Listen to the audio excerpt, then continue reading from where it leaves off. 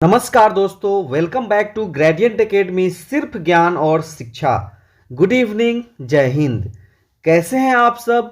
और विशिष्ट शिक्षक सक्षमता परीक्षा की तैयारी कैसे चल रही है, कमेंट के माध्यम से हमें ज़रूर बताएं दोस्तों। किसी भी प्रकार की समस्या आ रही है, चाहे कैसे तैयारी करें, कम समय बचा है तो क्या क्या पढ़ें, कहाँ से पढ़ाई शुरू करें इत्यादि, तो घबराएं बिल्कुल नहीं दोस्तों। सिर्फ निचोड़ तथ्यों प्रश्नों को ही देखें, जो कि हमारे एक्सपर्ट टीम के द्वारा एससीईआरटी एवं एनसीईआरटी की किताबों से एकदम क्रीम निकाला गया है दोस्तों। लाइन बाय लाइन वहां से ऑब्जेक्टिव क्वेश्चंस को निकाला गया है और एक पीडीएफ तैयार किया गया है आप सबके सक्षमता परीक्षा के लिए दोस्तों। संपूर्ण सटीक और बेहतर तैयारी के लिए नीचे दिए हुए नंबर पर संपर्क करें दोस्तों। अब आइए आज के इस वीडियो को शुरू करते हैं। आज के वीडियो में देखिए रीजनिंग तर्क शक्ति से संबंधित मोस्ट इंपोर्टेंट प्रश्न। यहां कठिन से कठिन प्रश्नों का आसान और हमेशा याद रहने वाला हल बताया जाता है दोस्तों। तो आइए आज का वीडियो शुरू करते हैं। यदि आप इस चैनल पे पहली बार हैं तो चैनल को सब्सक्राइब कर लीजिए। हमारे पास ये रीजनिंग का पूरा पीडीएफ है, यहाँ पे आप देख पा रहे हैं बहुत सारे प्रश्न हैं दोस्तों। ये पीडीएफ ले करके और आप अगर तैयारी कर लेते हैं तो आपकी तैयारी एकदम बेहतर हो जाती है दोस्तों। इस तरह के सभी विषयों के पीडीएफ उपलब्ध है दोस्तों, जहाँ पे आप हिंदी के, अंग्रेजी के, गणित के, सामाजिक विज्ञान में इतिहास, भूगोल, नागरिक, अर्थशास्त्र, विज्ञान में भौतिकी, रसायन शास्त्र, जीव विज्ञान, करेंट अफेयर्स इत्यादि सभी प्रकार के विषयों के पीडीएफ प्राप्त कर सकते हैं। इस तरह के ऑब्जेक्टिव प्रश्न आपको प्राप्त हो जाएंगे दोस्तों, जहां से आप बहुत बढ़िया से तैयारी कर पाएंगे। तो आइए आज के इस वीडियो को हम लोग शुरू करते हैं। यदि आप इस चैनल पे पहली बार हैं तो चैनल को सब्सक्राइब कर लीजिए, ताकि जब भी वीडियो अपलोड किया जाए तो आपको ऑटोमेटिक नोटिफिकेशन मिल सके और आप उसको देख सके। वीडियो को पूरा जरूर देखें, स्किप ना करें, छोड़कर नहीं भागे, क्योंकि कौन सा प्रश्न जो नेक्स्ट आने वाला है वो काफ़ी महत्वपूर्ण हो जाएगा आपके लिए। ये पूरा वीडियो देखिएगा तभी आपको पता चल पाएगा। तो आइए शुरू करते हैं। सबसे पहला प्रश्न देखिए यहाँ पे, किसी गाय के लिए बछड़ा है वैसे ही किसी बकरी के लिए क्या है? तो सही उत्तर क्या हो जाएगा? ऑप्शन डी, मेमना। बकरी के लिए क्या होता है दोस्तों? तो मेमना होता है। अब आइए दूसरा देखते हैं, जहाज जैसे कप्तान से संबंधित है वैसे ही अखबार किससे संबंधित है? तो सही उत्तर क्या हो जाएगा? ऑप्शन बी, संपादक। आइए अब तीसरा देखते हैं यहाँ पे, भेड़, मटन तो हिरन क्या होगा?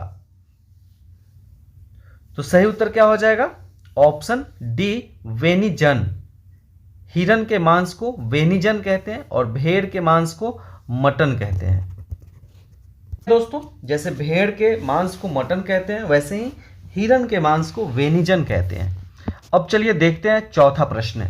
पोशाक दर्जी तो वाट के स्थान पर क्या होगा? बढ़ई। जिस प्रकार पोशाक दर्जी बनाता है उसी प्रकार क्या बढ़ई बनाता है? तो सही उत्तर होगा सी, फर्नीचर। फर्नीचर को बढ़ई बनाता है। ठीक है दोस्तों, चलिए अब देखते हैं पांचवा प्रश्न फटाफट से। पुस्तक सेल्फ तो कपड़े, पुस्तक सेल्फ तो कपड़े के साथ क्या होगा संबंध? जिस प्रकार पुस्तक सेल्फ से संबंधित है वैसे कपड़े इनमें से किससे संबंधित है? तो सही उत्तर क्या हो जाएगा दोस्तों? Option A, cupboard. कबर्ड को अलमीरा कहते हैं। छठा देखिए, निम्नलिखित शब्दों में से विषम शब्द को चुनिए। अब यहाँ पे आपको विषम शब्द को चुनना है दोस्तों। तो कौन सा होगा? तो देखिए चारों में क्या क्या लिखा हुआ है। ए में वर्ग फीट, बी में वर्गमूल, सी में वर्ग इंच, डी में वर्ग मीटर। तो ये सभी तो लंबाई के यूनिट हैं, इकाई हैं, वर्ग फीट, वर्ग इंच, वर्ग मीटर। लेकिन वर्गमूल तो ये गणितीय अंक गणित का एक चैप्टर है, तो ये बी इसका सही उत्तर हो जाएगा। ये विषम है यहाँ पे। 7 नंबर प्रश्न देखिए दोस्तों, निम्नलिखित शब्दों में से विषम शब्द को चुनिए। यहाँ विषम शब्द क्या होगा, तो सी होगा, गला, क्योंकि अब नाक, होठ और आंखें जो देख रहे हैं ये फेस का पार्ट है, चेहरे पे होता है, और गला क्या होता है, चेहरे के नीचे होता है। चलिए आगे बढ़ते हैं हम लोग, देखते हैं प्रश्न संख्या 8। निम्नलिखित शब्दों में से विषम शब्द को चुनिए। अब यहाँ पे आपको चुनना है विषम शब्द इन चारों ऑप्शंस में से क्या होगा। इस तरह के प्रश्न रहने की पूरी संभावना है दोस्तों। देखा गया है बीपीएससी टीआरई 1 टीआरई 2 में भी इस तरह के प्रश्न थे। तो सही उत्तर क्या हो जाएगा, ऑप्शन सी, टैंक। इसलिए महासागर में भी जल होता है, कुआं में भी जल होता है, और झील में भी जल होता है, जलाशय है ये सभी। जबकि टैंक क्या है दोस्तों, युद्ध में उपयोग किया जाता है। तो सी सही उत्तर है, सी विषम है इन सभी में से। अब आइए देखते हैं फटाफट से 9 नंबर प्रश्न। वीडियो को अंत तक जरूर देखें, छोड़ के न भागे दोस्तों, तभी आपको पूरा इसमें लाभ मिलेगा। समाचार पत्र पाठक, तो रोटी किससे संबंधित होगा। अगर समाचार पत्र पाठक से संबंधित है तो रोटी किससे संबंधित होगा, तो उपभोक्ता। सही उत्तर होगा ऑप्शन बी। चलिए आगे बढ़ते हैं, हम लोग देखते हैं 10 नंबर प्रश्न। आशावादी प्रसन्न, तो निराशावादी किससे संबंधित होगा। अगर आशावादी प्रश्न से संबंधित है तो निराशावादी किससे संबंधित होंगे, तो सी, उदास। 11 नंबर देखिए, निम्नलिखित शब्दों में से विषम शब्द चुनिए। एक बार फिर से आप सभी को इन 4 ऑप्शंस में से विषम शब्द को चुनना है। तो क्या हो जाएगा, electric guitar, mouth organ, Sonata और कीबोर्ड। तो डी हो जाएगा दोस्तों, कीबोर्ड। ये सभी म्यूजिक इंस्ट्रूमेंट है, और कीबोर्ड क्या है, एक कंप्यूटर का इनपुट डिवाइस है। चलिए आगे बढ़ते हैं, यहाँ पे हम लोग देखते हैं 12 नंबर प्रश्न। अब दोस्तों 12 नंबर प्रश्न से आपका पैटर्न चेंज हो रहा है, और ब्लड रिलेशन का प्रश्न यहाँ पे आ गया है। तो ब्लड रिलेशन के प्रश्न को बनाने का एक स्पेशल तरीका है, हमारे एक्सपर्ट टीम के द्वारा ये तरीका डेवलप किया गया है। तो आप इस तरीके से अगर बनाते हैं तो कठिन से कठिन ब्लड रिलेशन के प्रश्नों को, रक्त संबंध के प्रश्नों को आप आसानी से बना लेंगे। इसमें आपको करना क्या होता है, तो इसमें देखिए जरा, ये प्रश्न को पढ़िए। सी माता है ए और बी की, यदि डी पति है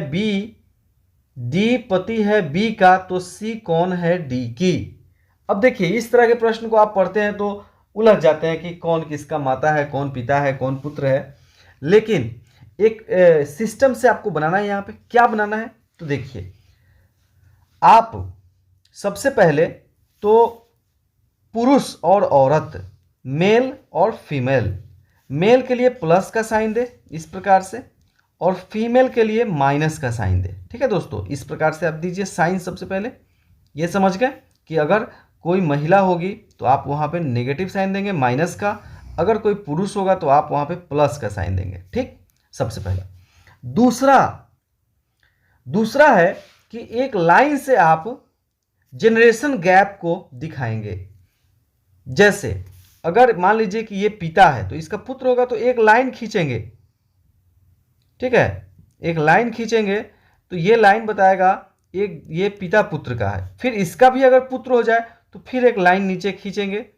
ठीक है, तो ये जो लाइन आपको दिखाएगा ये दिखाएगा जनरेशन गैप को, पिता पुत्र के जनरेशन गैप को ये लाइन दिखाएगा। ठीक है दोस्तों, सबसे ऊपर दोस्तों आप रखें पुत्र को, उसके नीचे पिता, उसके नीचे उसका पिता, इस तरीके से रख सकते हैं।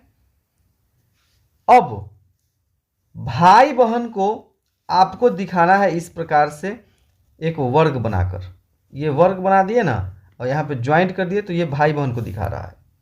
और अगर पति पत्नी को दिखाना हो तो आप सर्कल बना दे, गोल, ऐसे गोल बना दे, ऐसे ज्वाइंट कर दे, तो ये दिखाएगा ये एक दूसरे का पति पत्नी है। अब जिस पर माइनस साइन होगा वो पत्नी होगा, और जिस पर प्लस साइन होगा वो पति होगा।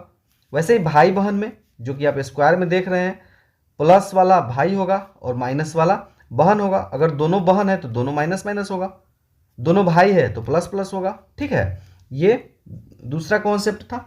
अब वक्ता जो बोल रहा है उसको अगर इंडिकेट करना है तो एक त्रिभुज बना दे, जो बोल रहा है उसको इंडिकेट करने के लिए आप क्या करेंगे, त्रिभुज बना दे। दोस्तों ध्यान से सुनिए इन बातों को, एक बार बैक करके भी आप सुन सकते हैं शुरू से, अभी तक अगर अच्छे से समझ में नहीं आया तो 2-4 बार आप थोड़ा बैक कर करके वीडियो को और चला करके देख लीजिए, तो कभी नहीं फंसिएगा दोस्तों इन प्रश्नों में। ठीक है, तो आपको ये 3-4 बातों का ख्याल रखना है। अब आइए देखिए इन्हीं 3-4 बातों की मदद से किस प्रकार से हम लोग ब्लड रिलेशन के प्रश्नों को बनाते हैं। दोस्तों यहाँ पे आइए देखते हैं 12 नंबर प्रश्न में। अब देखिए सी माता है ए और बी की, तो आप क्या करेंगे, इस प्रकार से लिखेंगे ए और बी। ए और बी की माता है तो ए और बी भाई बहन है। ठीक है, तो यहाँ पे आप स्क्वायर से दोनों को घेर देंगे ए और बी को। ठीक है, ठीक इसके नीचे जनरेशन गैप है तो आप नीचे की तरफ एक लाइन ऐसे खींचेंगे और लिख देंगे सी। ठीक है, तो ए और बी की माता हो गई सी। अब आगे पढ़िए, डी पति है बी का। अब देखिए बी पति पत्नी और भाई बहन एक ही लाइन में होगा दोस्तों, तो बी से एक लाइन छोटा सा ऐसे खींचेंगे और चूंकि पति है तो डी को क्या करेंगे, एक गोल वाले में, पति पत्नी को क्या करते थे हम लोग, गोल वाले में दिखाते थे, तो यहाँ गोल कर देंगे और प्लस का चिन्ह दे देंगे। ठीक है, तो अब यहाँ पे आपका इस तरह का एक फिगर बन गया। ठीक है, अब आप क्या करेंगे, अब देखिए कि डी का सी से क्या रिलेशन होगा, तो सी कौन है डी की सी कौन है, तो देखिए क्योंकि सी के बेटी का पति है तो सी के बेटी का पति क्या होता है, दामाद होता है, और डी जो है वो सी क्या लग जाएगा डी का, तो सास। डी सी का दामाद है और सी डी का सास है। तो इस तरीके से आप एक फिगर बना लें और बनाएं, फिर आसानी से आप बना पाएंगे। आइए दोस्तों इस प्रकार के 2-4 प्रश्नों को बनाते हैं, उन्हें देख करके आपका कॉन्सेप्ट एकदम क्लियर हो जाएगा और कभी भी आप नहीं भूलेंगे, आसानी से इस तरह के किसी भी प्रश्न को बना लेंगे। अब आइए देखते हैं हम लोग नेक्स्ट प्रश्न, 13 नंबर प्रश्न देखिए, एक्स और वाई भाई भाई हैं, तो हम क्या करेंगे, यहाँ पे एक्स और वाई को ऐसे एक लाइन में लिखेंगे, भाई बहन और पति पत्नी को एक लाइन में लिखना है, ये पहला रूल है दोस्तों। तो एक्स और वाई को ऐसे लिख दिए और दोनों भाई भाई हैं तो दोनों को ये वर्ग बना दिए और दोनों को ये प्लस का चिन्ह दे दिए, नहीं दोनों भाई हैं। आर वाई का पिता है, अब जनरेशन गैप है तो वाई से एक लाइन खींचे नीचे की तरफ। ठीक है, तो नीचे की तरफ खींच दिए लाइन, तो आर लिख दिए यहाँ पर और प्लस दे दिए, पिता था आर। अब चलिए एस टी का भाई है, एस जो है वह टी का भाई है और एक्स का मामा है। ठीक है, देखिए यहाँ पे अच्छे से देखिए दोस्तों, एक्स और वाई भाई भाई था, यहाँ पे हो गया, आर वाई का पिता था, तो इस तरह से हम लोग एक लाइन नीचे की तरफ खींच के आर लिख दिया और प्लस का चिन्ह दे दिए, और एस टी का भाई है। ठीक है, एस टी का भाई है, मान लिए एक्स का मामा है, एस जो है एक्स का मामा है, तो क्या हो जाएगा, एस यहाँ पे हो जाएगा दोस्तों, इस जनरेशन में हो जाएगा, उसके माता पिता और मामा मामी ये एक जनरेशन है, तो यहाँ पे ये हो जाएगा एस, और एस क्या है, टी का भाई है, तो टी का भाई है, इसका मतलब क्या है, टी जो है माता है एक्स वाई का, तभी तो टी का भाई एस एक्स वाई का मामा बन गया, है ना। एस अगर एक्स और वाई का मामा है तो वह टी का भाई है, तो टी कौन होगा, एक्स वाई की माता होगी, है ना। तो टी का आर से क्या संबंध होगा, तो एक्स वाई का पिता है आर, एक्स वाई का माता है टी, तो आर का टी से क्या संबंध होगा, आर का टी से क्या संबंध होगा, आर जो है टी का क्या लगेगा, आर जो है टी का क्या लगेगा, पति लगेगा। ठीक है, और टी जो है आर का क्या लगेगी, तो टी पत्नी लगेगी, तो पति पत्नी का संबंध है, तो सही उत्तर क्या हो जाएगा, ऑप्शन बी पत्नी। ठीक है दोस्तों, इस तरीके से आप बना सकते हैं। अब आइए एक और प्रश्न को लेते हैं इसी प्रकार से, 14 नंबर प्रश्न। 14 नंबर प्रश्न को देखिए दोस्तों, ए की माँ की बहन के पुत्र की बहन ए की कौन होगी। ठीक है, तो अब हम इसका फिगर बनाएंगे। देखिए, ए की माँ, ए यहाँ पे लिख दिए। ठीक है, ए प्लस माइनस पता नहीं है तो छोड़ देंगे यहाँ पे।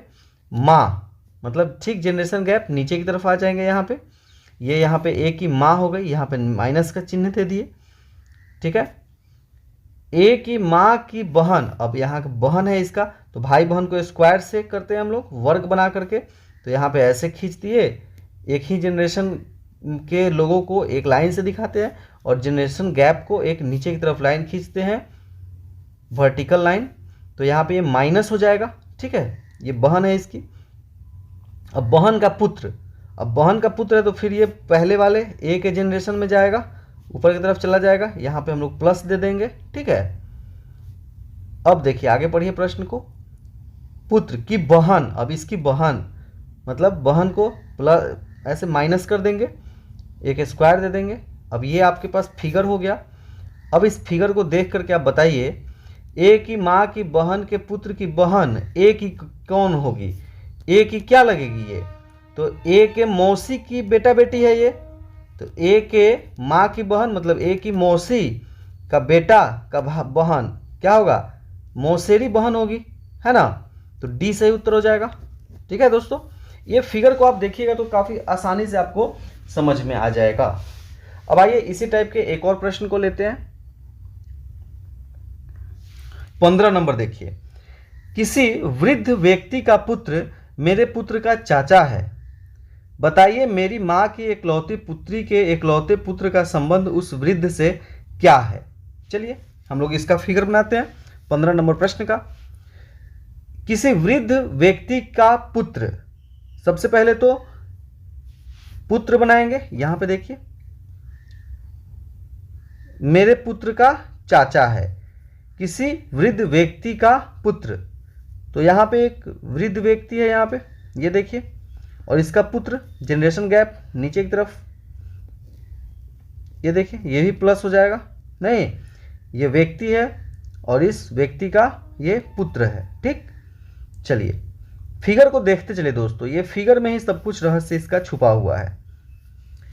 किसी वृद्ध व्यक्ति का पुत्र मेरे पुत्र का चाचा है, मीन्स कि ये वृद्ध व्यक्ति है सबसे नीचे की तरफ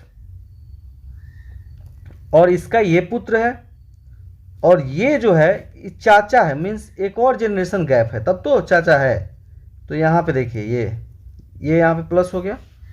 चलिए, और जो वक्ता है वह वक्ता के पुत्र का चाचा क्या होगा, वक्ता का भाई होगा, है ना। तो यहाँ पे ये वक्ता को त्रिभुज से हम लोग बताते हैं, तो यहाँ पे वक्ता हो गया और ये वक्ता का भाई हो गया। इस तरह से हम लोग घेर दिए। चलिए बताइए मेरी माँ की इकलौती पुत्री, अब इस वक्ता की माँ, तो जनरेशन गैप इस वक्ता से ठीक नीचे की तरफ यहाँ पे आएंगे इस जनरेशन गैप वाले लाइन में, तो माइनस दे देंगे चूंकि माँ है। ठीक, कि इकलौती पुत्री, फिर माँ की इकलौती पुत्री के लिए सी, फिर जनरेशन गैप हो गया, यहाँ पे चला गया, नहीं पुत्री माइनस, तो ये तो भाई हो गया ना, भाई बहन हो गया दोनों, ये त्रिभुज और ये एक ही लाइन में है। चलिए इकलौती पुत्री के इकलौते पुत्र, अब इस पुत्री का पुत्र है, यहाँ पे आ जाइए ऊपर की तरफ, फिर जनरेशन गैप हो गया और प्लस का चिन्ह हो गया। का संबंध उस वृद्ध से क्या है, वृद्ध क्या है, ये था ना वृद्ध, ठीक है, तो वृद्ध से क्या संबंध हो गया। तो देखिए इस वृद्ध का, ये इस वृद्ध के बेटी का बेटा क्या होगा, नाती लगेगा ना, इस वृद्ध के बेटी का बेटा इस वृद्ध का क्या लगेगा, तो नाती लगेगा, है ना। तो सही उत्तर क्या हो जाएगा, ऑप्शन ए हो जाएगा। एकदम समझिए दोस्तों, इस तरह का फिगर बना बना करके आप काफ़ी आसानी से बना सकते हैं। इस वीडियो को 2-4 बार देख लीजिए, अगर आपको खूब अच्छे से समझ में नहीं आ रहा है तो आप इसे बैक कर करके देख सकते हैं। अगर स्पष्ट नहीं दिख रहा हो तो वीडियो का क्वालिटी बढ़ा सकते हैं, तो स्पष्ट दिखेगा दोस्तों। और आप जब 2-4 बार देख लेंगे तो ये आपके दिमाग में एकदम सेट कर जाएगा, आप आसानी से बना लीजिएगा। अब आइए यहाँ पे देखते हैं 16 नंबर प्रश्न। 16 में क्या है, ए की माँ बी की बहन है और सी की बेटी है, डी बेटी है बी की और बहन है ई की, तो सी का ई से क्या संबंध है। पढ़ने में तो लग रहा है कि ये क्वेश्चन बड़ा मुश्किल है, कहाँ कहाँ फंस गए, किधर क्या बोला कुछ दिमाग में याद नहीं है, निकल गया। लेकिन जब आप इसको फिगर बनाइएगा तो सब आपका यहाँ पे क्लियर हो जाएगा और अस्थाई हो जाएगा। आपको दिखेगा कि अच्छा ये इसकी बहन है, ये उसकी बेटी है, ये उसका ये रिश्तेदार है, और इस तरीके से आप आसानी से बना लीजिएगा। अब आइए इसका फिगर बनाते हैं। ए की माँ, सबसे पहले ए की माँ बनाएंगे। तो देखिए यहाँ पे ए हो गया और जनरेशन गैप, तो माँ के लिए नीचे की तरफ आ गए, एक लाइन खींच दिए और माइनस का चिन्ह दे दिए, तो ए की माँ बन गई। ठीक है, बी की बहन है। अच्छा, भाई बहन को तो हम लोग स्क्वायर से करते हैं, तो ऐसे माँ को ऐसे स्क्वायर से घेरेंगे और एक लाइन ऐसे खींच करके ऐसे कर देंगे और यहाँ पे लिख देंगे बी, बी की बहन हो गई। ठीक, और सी की बेटी है। ए की माँ बी की बहन है और सी की बेटी है, तो ए की जो ये माँ है सी की बेटी है, एक और जनरेशन गैप यहाँ पे हो गया, एक और लाइन ऐसे नीचे खींच देंगे सी। ठीक है, लेकिन सी के बारे में पता नहीं है कि औरत है या मर्द है, मेल फीमेल, तो सी को ऐसे ही छोड़ देंगे दोस्तों। अब आइए इसके आगे पढ़ते हैं। डी बेटी है बी की और ये बी यहाँ पे है, बी की बेटी है डी, तो जनरेशन गैप है, ऊपर की तरफ जाएंगे, यहाँ पे आ जाएंगे और डी लिख के माइनस कर देंगे। ठीक है, चलिए, और बहन है ई की। अच्छा, डी जो है ई की बहन है, तो भाई बहन एक ही लाइन में होगा, तो डी के एक लाइन में ऐसे स्क्वायर बना के ई लिख देंगे। अब आपको स्पष्ट सब दिख रहा है, देखिए जनरेशन गैप और सब कुछ आपको दिख रहा है यहाँ पे ई की, तो सी का ई से संबंध है, तो सी का ई से संबंध देखिए। अब यहाँ पे सी का बेटा बेटी हो गया यहाँ पे बी और ये, और बी का ये बेटा बेटी है डी और ई। ठीक है, तो सी का क्या संबंध हो जाएगा, तो बी के बारे में पता ही नहीं है आपको कि, तो या तो नाती नतनी होगा या फिर पोता पोती होगा। तो नाती नतनी या पोता पोती में से देख रहे हैं, एक जनरेशन गैप फिर दूसरा जनरेशन गैप, तो यहाँ पे बेटा बेटी था और यहाँ पे पोता पोती या नाती नतनी होता है। तो 16 में देखिए क्या ऑप्शन है, डी नाना या नानी, तो नाती नतनी है तो सी क्या हो जाएगा उनका, नाना या नानी हो जाएगा, है ना, क्योंकि यहाँ पे आपको प्लस माइनस कोई क्लियर नहीं था क्वेश्चन में। तो 16 का क्या आंसर हो जाएगा, ऑप्शन डी। ठीक है दोस्तों, तो इस तरह से आप ब्लड रिलेशन के प्रश्नों को बना सकते हैं। फिर भी अगर आपको समझ में नहीं आया तो आप कमेंट के माध्यम से हमें जरूर अपनी समस्या बताएं, हम पुनः इसका एक और ज़्यादा स्पष्ट वीडियो आप सबके लिए बनाएंगे दोस्तों, जिससे ज़रूर समझ में आ जाएगा। ऐसे हम आशा करते हैं कि यह आपके समझ में ज़रूर आया है। आपके समझ में ये आया कि नहीं, हमें कमेंट के माध्यम से ज़रूर बताएं दोस्तों। अब चलिए हम लोग आगे बढ़ते हैं दूसरे टाइप के प्रश्नों के लिए। अब देखिए प्रश्न संख्या 17, विषाणु चेचक तो जीवाणु के लिए क्या होगा। विषाणु से चेचक होता है तो जीवाणु से क्या होता है, टाइफाइड होता है, टीबी होता है ना, तो टाइफाइड इसका सही उत्तर होगा, ऑप्शन सी। चलिए अब देखते हैं 18 नंबर, घर रसोई, घर का संबंध रसोई से है, वैसे ही पौधे का संबंध किससे होगा, तो सही उत्तर क्या हो जाएगा दोस्तों, ऑप्शन ए जड़। जिस प्रकार घर में रसोई में सभी सामान होते हैं भोजन बनाने के लिए, वैसे ही पौधे के जड़ से सभी सामान लिया जाता है खाना बनाने के लिए, जल, खनिज लवण। ऐसे पत्ती भी दोस्तों हो सकता है, पत्ती भी रसोई घर होता है पौधे का, लेकिन यहाँ पे जड़ उत्तर दिया हुआ है। अगर जड़ और पत्ती दोनों होता तो फिर ये दोनों इसका उत्तर होता। चलिए आगे बढ़ते हैं। 19 नंबर प्रश्न है दोस्तों,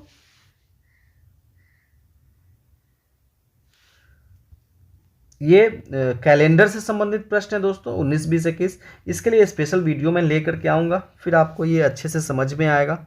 अब आइए यहाँ पे हम लोग थोड़ा सा आगे बढ़ते हैं और देखते हैं प्रश्न संख्या 27। देखिए, निम्नलिखित में से विषम शब्द चुनिए। विषम शब्द कौन सा है, तो खारी द्वीप, प्रायद्वीप, अंतरीप।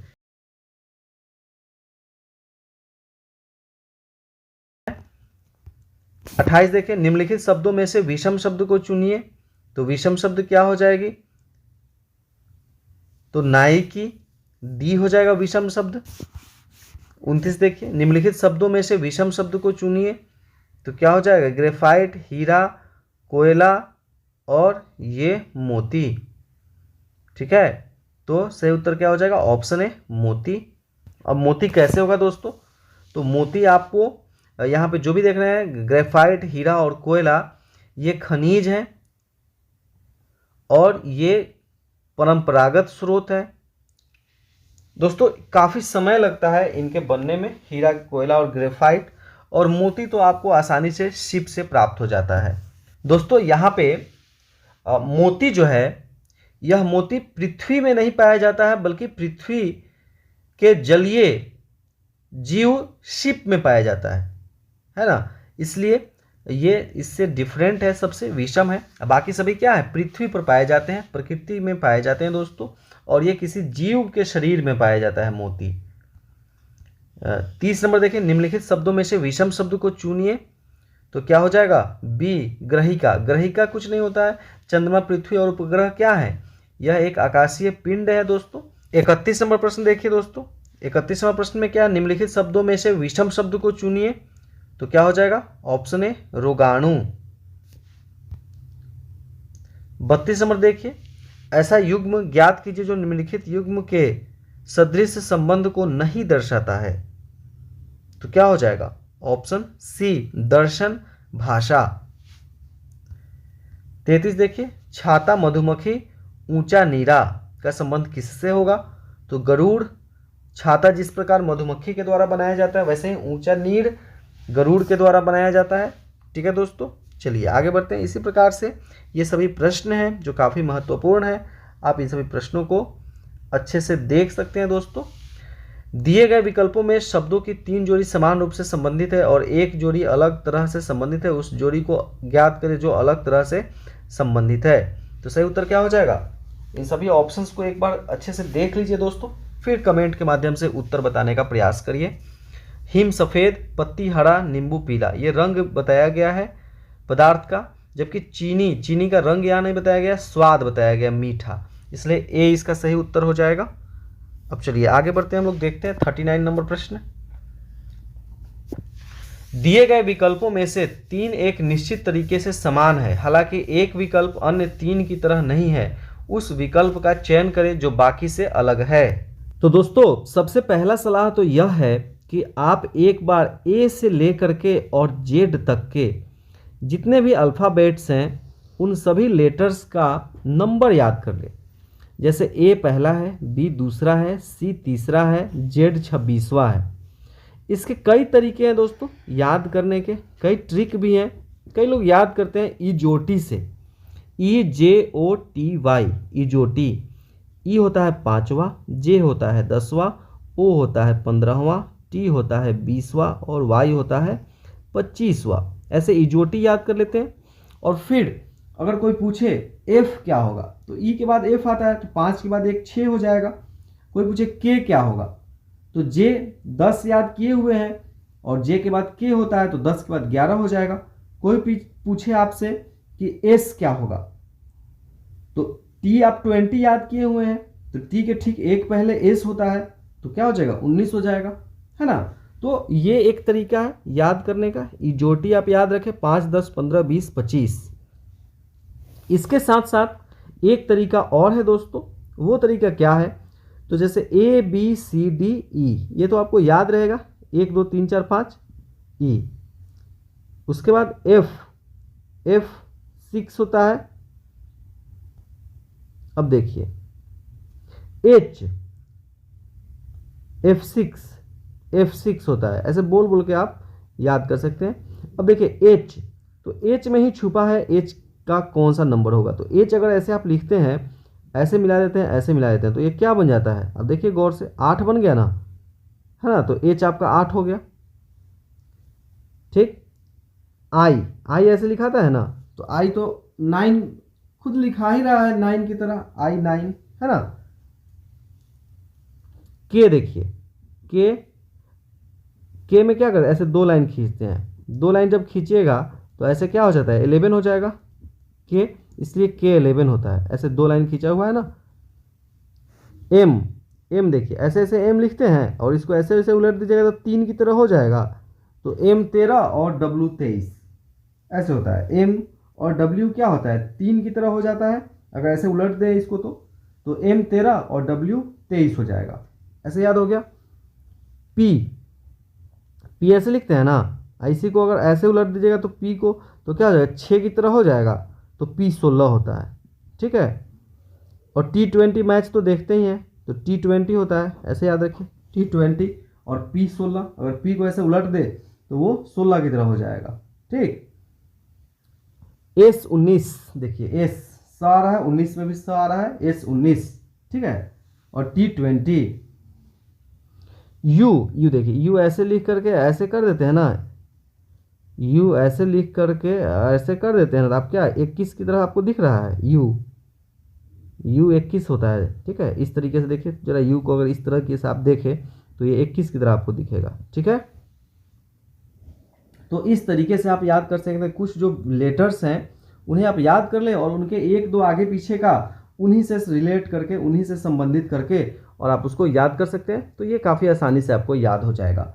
ये जरूर याद कर ले दोस्तों, अल्फ़ाबेट से संबंधित रीजनिंग्स को याद करने के लिए इजोटी और ये तरीका जो मैंने बताया आपको, लेटर्स को ही आप इधर उधर अरेंज करके T20, S19, H8, I9, K11, M13, W23, U21, T20, है ना। इस तरीके से कुछ लेटर्स को आप याद कर लेंगे तो पूरे 26 को याद रखने में काफ़ी आसानी होगी। आप उसके एक दो आगे पीछे करके और आप उसको बता सकते हैं कौन सा वो नंबर का लेटर है। ठीक है दोस्तों, अब चलिए हम लोग अल्फ़ाबेट से संबंधित इन प्रश्नों को हल करते हैं। 39 नंबर प्रश्न है, दिए गए विकल्पों में से 3 एक निश्चित तरीके से समान है, हालांकि एक विकल्प अन्य 3 की तरह नहीं है, उस विकल्प का चयन करें जो बाकी से अलग है। अलग कैसे है, तो क्या तरीका यहाँ पे हम लोग अपनाएंगे दोस्तों। तो 39 नंबर प्रश्न का आप देखिए जरा यहाँ पे, B, D, F, T, V, X, P, N, R, J, H, L। आप जरा देखेंगे यहाँ पे कि क्या कोई रिलेशन बन रहा है लेटर्स का। तो आप देखें यहाँ पे B मिडिल में है, B के बाद क्या है, एक छोड़ के C, D हो गया, और फिर D के बाद एक छोड़ के F हो गया। नहीं, मतलब बीच से शुरू हो रहा है अल्फ़ाबेट, और B के बाद एक छोड़ करके लेफ्ट साइड में D लिखा गया, और फिर D से एक छोड़ के राइट साइड में F लिखा गया। वैसे ही यहाँ पे आइए, N के बाद एक छोड़ के N, O, P हो गया C में, और P के बाद एक छोड़ के P, Q, R हो गया। ठीक है। वैसे ही H है, H के बाद D में H, I, J हो गया, और J के बाद फिर एक छोड़ के J के L हो गया, है ना। तो ये तीनों का तो एक सिस्टम समझ में आ रहा है कि इस तरीके से लिखा गया। लेकिन B में आप क्या देख रहे हैं, V है बीच में, V के बाद अगर एक छोड़ के बात करें तो U V के बाद क्या होता है, W X होना चाहिए T के जगह पे, तो ये अलग है, इसलिए इसका उत्तर हो जाएगा B। ठीक है। चलिए अब आगे बढ़ते हैं। यहाँ पे 40 नंबर प्रश्न देखिए दोस्तों। 40 नंबर प्रश्न में क्या है, दिए गए विकल्पों में से 3 एक निश्चित तरीके से समान है, हालांकि एक विकल्प अन्य 3 की तरह नहीं है, उस विकल्प का चयन करें जो बाकी से अलग है। तो क्या हो जाएगा, ऑप्शन बी, विमान इसका सही उत्तर हो जाएगा। बाकी सभी धरती पे चलने वाले हैं, रोड पे, और विमान आकाश में उड़ता है। चलिए अब बढ़ते हैं 41 नंबर प्रश्न। उस विकल्प का चयन करें जो तीसरे पद से उसी प्रकार संबंधित है जिस प्रकार से दूसरा पद पहले पद से संबंधित है। उड़ान, वायु, तो तैरना क्या होगा, तो पानी, ए होगा सही उत्तर। काफी आसान प्रश्न है ये तो दोस्तों। अब 42 नंबर प्रश्न देखिए दोस्तों। 42 नंबर प्रश्न में क्या है, यदि कॉमरेड्स को DQPVFJLA के रूप में कोडित किया जाता है तो मशीन को किस प्रकार से कोडित किया जाएगा। तो अब देखिए C के बाद D आ गया, O के बाद PQ आ गया, MNOP आ गया, मतलब पहली बार लगातार आ गया, दूसरी बार एक छोड़ करके लिखा रहा है, तीसरी बार 2 छोड़ करके, चौथी बार 3 छोड़ करके, इस प्रकार से लिखा रहा है। तो देखिए यहाँ पे M के बाद जस्ट बाद N होगा, A के बाद जब एक छोड़ा जाएगा B तो C हो जाएगा, तो NC हो गया, और C के बाद क्या हो जाएगा, D और E छोड़ के तो F हो जाएगा, NCF हो गया।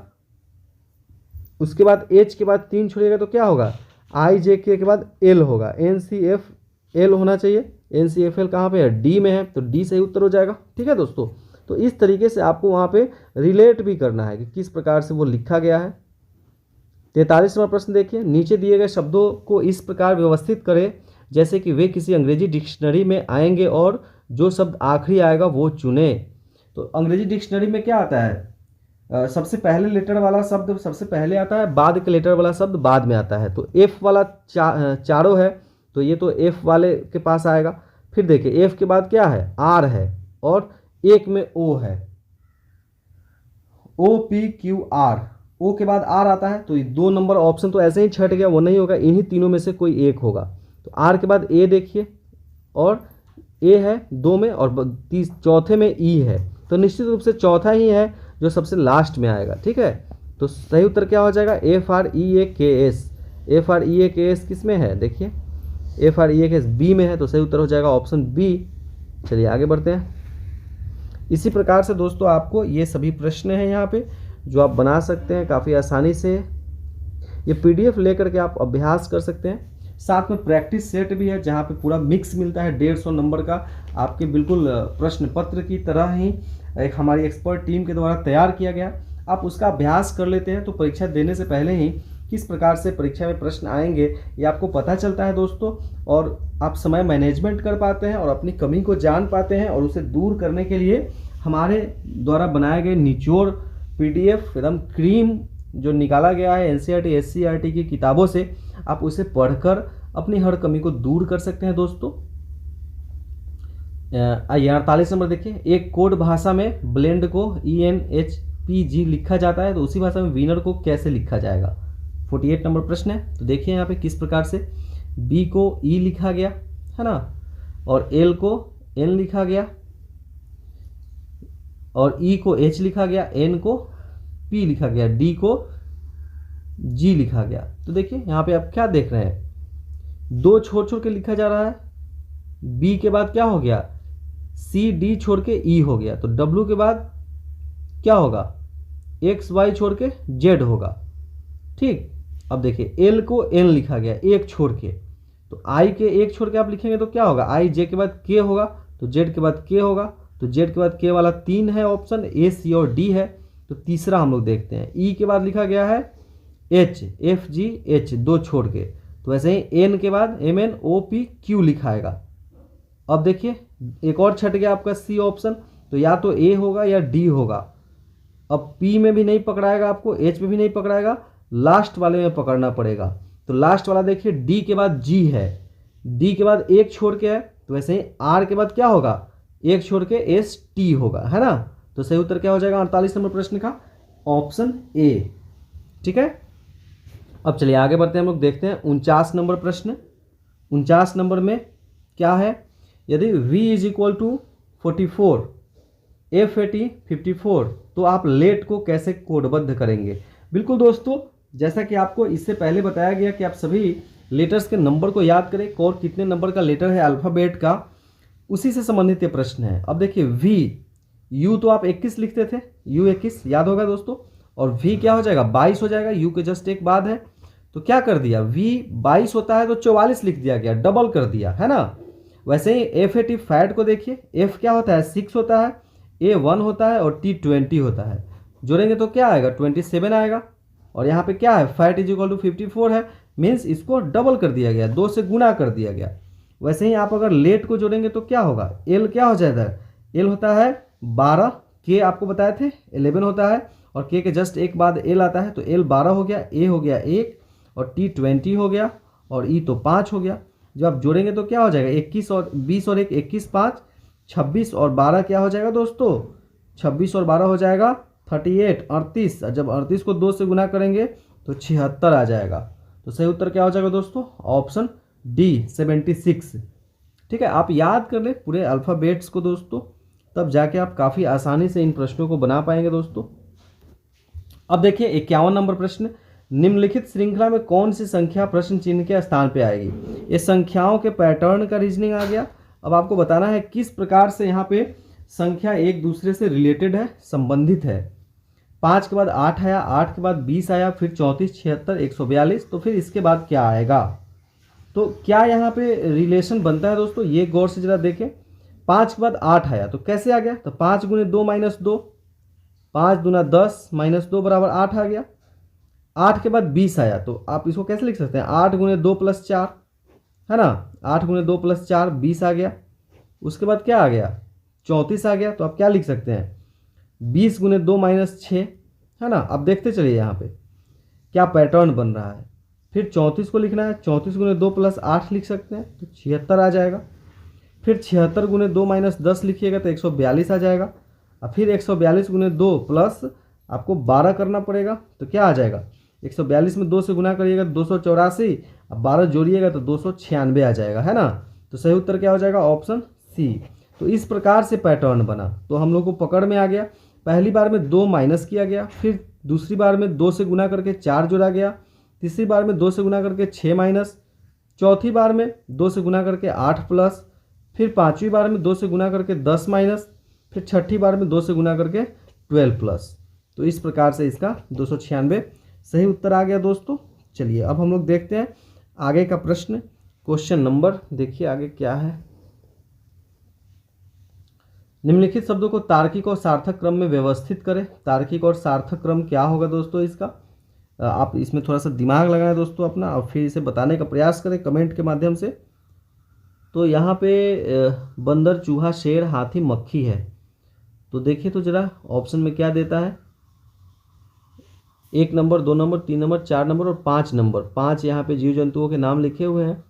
तो सबसे पहले यहाँ पे देखिए 3 है, 3 में क्या है, चूहा है, और उसके बाद 4 है, चूहा के बाद मक्खी है, उसके बाद 1 है, बंदर है, फिर 5 है, शेर है, फिर 2 है, हाथी है। नहीं, तो ये कोई अच्छा क्रम नहीं बन रहा है। यहाँ पे अगर ए देखते हैं, 4 मक्खी है, 3 में चूहा है, फिर 1 बंदर है, फिर 5 शेर है, फिर 2 नंबर हाथी है। हाँ, ये बन रहा है ए, क्योंकि आप अगर वजन के हिसाब से अरेंज करेंगे, उनके वेट के हिसाब से, तो ए इसका सही उत्तर होता है। तो 53 का सही उत्तर क्या हो जाएगा, ऑप्शन ए हो जाएगा। ठीक है दोस्तों, इसी प्रकार से दोस्तों काफ़ी यहाँ पे प्रश्न है दोस्तों, सैकड़ों से अधिक प्रश्न है और आप इसे बना सकते हैं, अभ्यास कर सकते हैं दोस्तों। तो इसके बाद ऐसे बाकी के प्रश्नों को लेकर के हम नेक्स्ट वीडियो में आएंगे। जैसे 56 नंबर प्रश्न है, किसी परीक्षा में सुमन को कविता के बराबर अंक प्राप्त हुआ, मीना को गीता से अधिक अंक प्राप्त हुआ, परंतु उसके अंक सुमन से कम थे, तो सबसे कम अंक किसे प्राप्त हुआ। एकदम VVI, वेरी वेरी इंपॉर्टेंट दोस्तों, एकदम रामबाण प्रश्न है। ऐसा प्रश्न तो निश्चित रूप से रहने की पूरी संभावना है यहाँ पे, आप देख सकते हैं।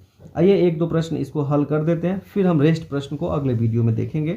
तो देखिए, परीक्षा में सुमन और कविता को बराबर अंक प्राप्त हुआ। जैसे आप जनरेशन गैप वाला प्रश्न देखे थे ना, इस यहाँ पे भी उसी टाइप से बनाना पड़ेगा। बराबर अंक को एक साथ लिखना पड़ेगा और कम अंक को नीचे की तरफ लिखते जाना है। तो सुमन और कविता को बराबर अंक मिले, तो एस और के ये दोनों एक साथ लिख दिए, एक ही लाइन में, बराबर अंक है।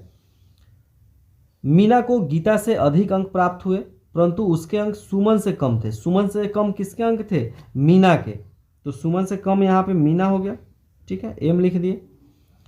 अब मीना को गीता से अधिक अंक प्राप्त हुए, मतलब गीता का अंक जो है वो क्या है, मीना से कम है, तब तो मीना को गीता से अधिक अंक प्राप्त हुआ।